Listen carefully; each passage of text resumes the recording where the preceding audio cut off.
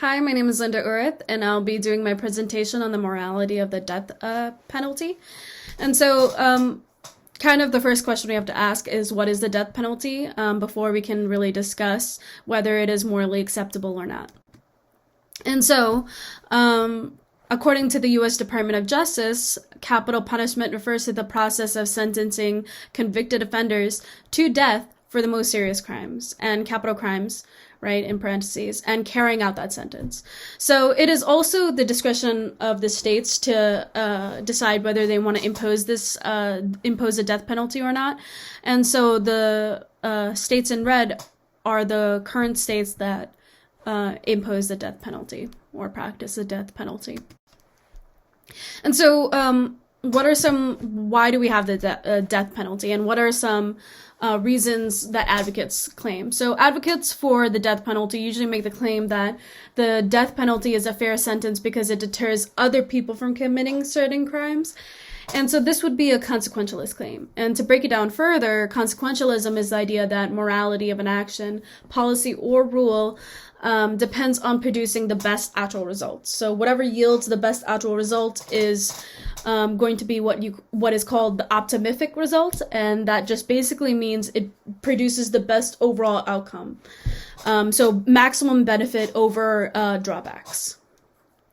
And then if we kind of go on, this is going to lead us kind of to the first moral dilemma that I kind of bring up. So if the death penalty prevents harm by deterring other people from committing certain crimes like murder, then would it be the optimific result? So basically, does capital punishment deter crime? And if it does, then yeah, there might be moral justification for having such if it does actually yield benefit for other citizens.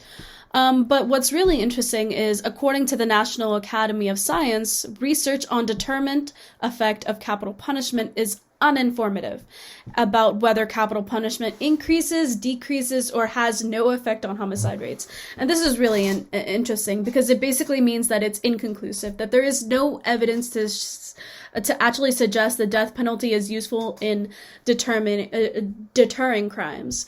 So if it's not useful in deterring crimes, it kind of brings me up to this logical argument I have. And so the first logical argument I have is there is no evidence to support the claim capital punishment actually deters crime. If capital punishment doesn't deter crime, then it is not it's not an optimific result. It's not going to be yielding the best result, right?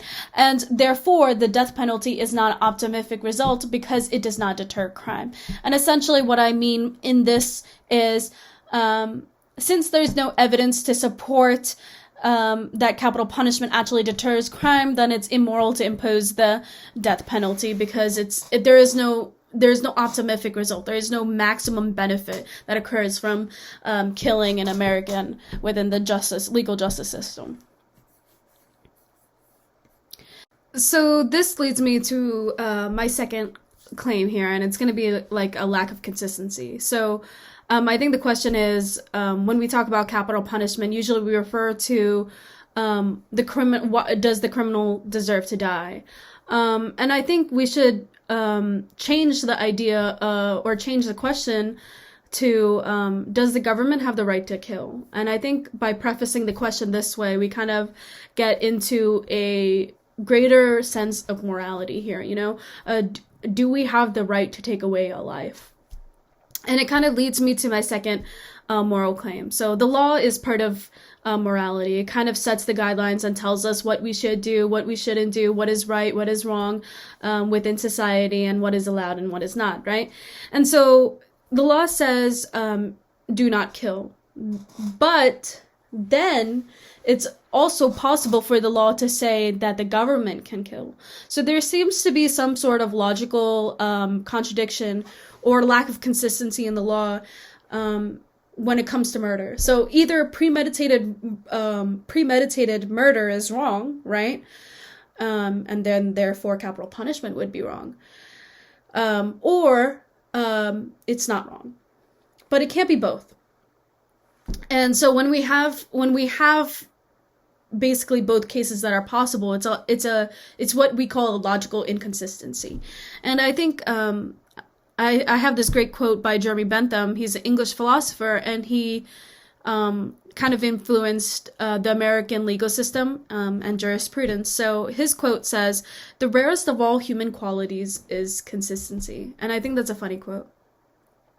And so, kind of to go on to my second argument, so my second logical argument is, so I'm just going to read it. So premeditated murder is illegal. Capital punishment is premeditated murder. Therefore, capital punishment should be illegal. And I just want to kind of clarify some things as well.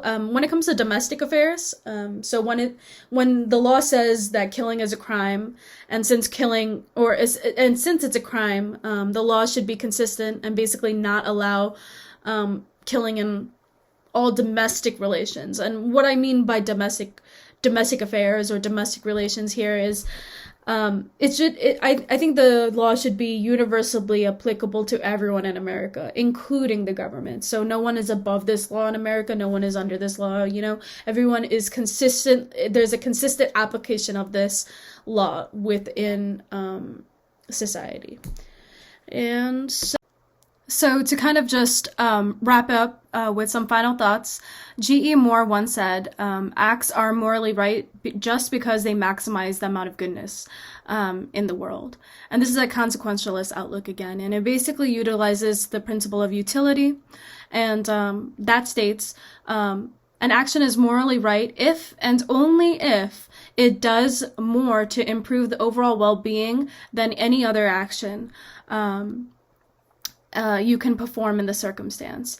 And so, does capital punishment improve the well-being of Americans? And the answer will be obviously no, because it doesn't deter criminals from committing crimes.